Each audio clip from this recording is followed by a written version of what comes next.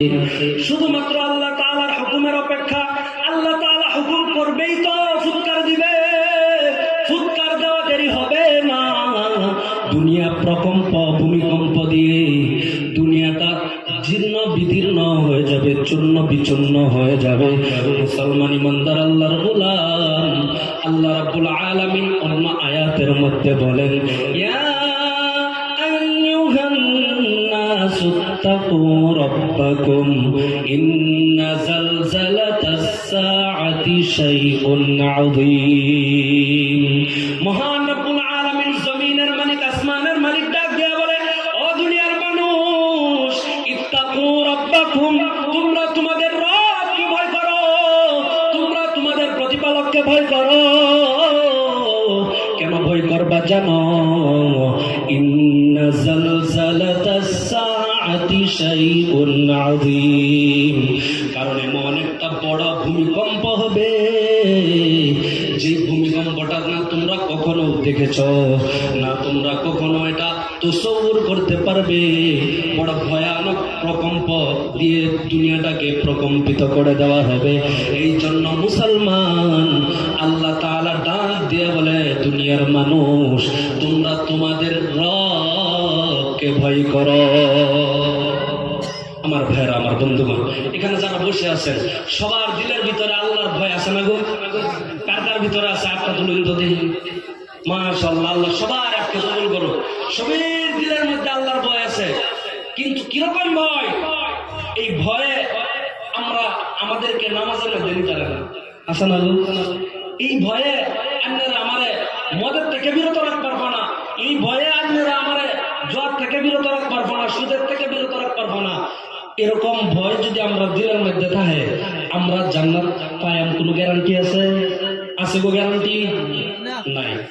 আমার ভাইরা, আমার বন্ধুগণ, তো আমি বলতেছিলাম হযরত ইসরাফিল আলাইহিস সালামের সিঙ্গার ফুৎকার এমন ভয়ানক হবে। আমার ভাইরা, আমার বন্ধুগণ, হযরত ইসরাফিল আলাইহিস সালাম যখন সিঙ্গার মধ্যে ফুৎকার দিবে, ফুৎকার দেওয়ার সঙ্গে সঙ্গে ওই ফুৎকারের আওয়াজ এমন ভাবে বাড়তে থাকবে, বাড়তে থাকবে, আস্তে আস্তে আস্তে আস্তে ওই ফুৎকারের আওয়াজ গুলো বাড়তে বাড়তে বাড়তে বাড়তে মানুষের কানের মধ্যে যখন পৌঁছে যাবে, মানুষের কানের পর্দা ফেটে যাবে। আল্লাহু আকবার বলেন।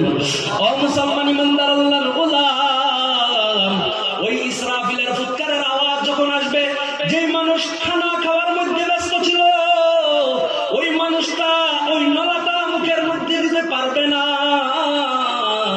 পালাইতেও পারবে না। কেউ যদি কাপড় পরিধান করা অবস্থায় ছিল, ওই ব্যক্তি কাপড় পরিধান করতে পারবে না, খুলতেও পারবে না, এমন অবস্থা হয়ে যাবে। ইসরাফিলের ফুৎকারের আওয়াজ যখন কানের মধ্যে আসবে, গর্ভধারিণীর পেট থেকে বাচ্চা খালাস হয়ে যাবে, এমন ভয়ানক আওয়াজ।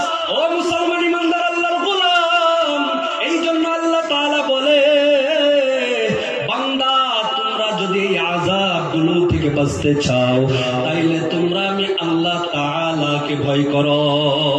কেমন ভয় করবেন মুসলমান? আল্লাহ তাআলা বলেন, ইয়া আইয়ুহাল্লাযীনা আমানু তাকুল্লাহা হাক্কা তুকাতিহি ওয়া লা তামুতুন্না ইল্লা ওয়া আনতুম মুসলিমুন। আল্লাহু আকবার বলেন। আল্লাহ রাব্বুল আলামিন বলেন, ও দুনিয়ার মুমিন বান্দা, যারা আমি আল্লাহর উপরে ঈমান আনছো, যারা আমি আল্লাহকে এক বলে মেনে নিয়েছো, যারা কিয়ামতকে বিশ্বাস করো, ইত্তাকু রাব্বাকুম, ইত্তাকুল্লাহ, তোমরা তোমাদের রবকে ভয় করো। কেমন ভয় জানেন? হাক্কা তুকাতিহি, যেমন ভয় করার দরকার তেমনি ভয় করা লাগবে। আপনি যদি একটু কম ভয় করেন হবে না। পরিপূর্ণ ভয় যদি আপনার দিলের ভিতরে না থাকে মুসলমান, আপনার ওই ভয় কিন্তু কোনো কাজে আসবে না। আপনার ভয়ে যদি আপনাকে নামাজের মধ্যে নিতে না পারে, আপনার ভয়ে যদি আপনাকে আল্লাহর দিকে যদি আপনাকে দিওয়ানা না করতে পারে, ওই ভয় কিন্তু কোনো কাজে আসবে না। সুতরাং আল্লাহ তাআলা বলেন, বান্দা এমন ভাবে ভয় করো যেমন ভাবে ভয় করার দরকার।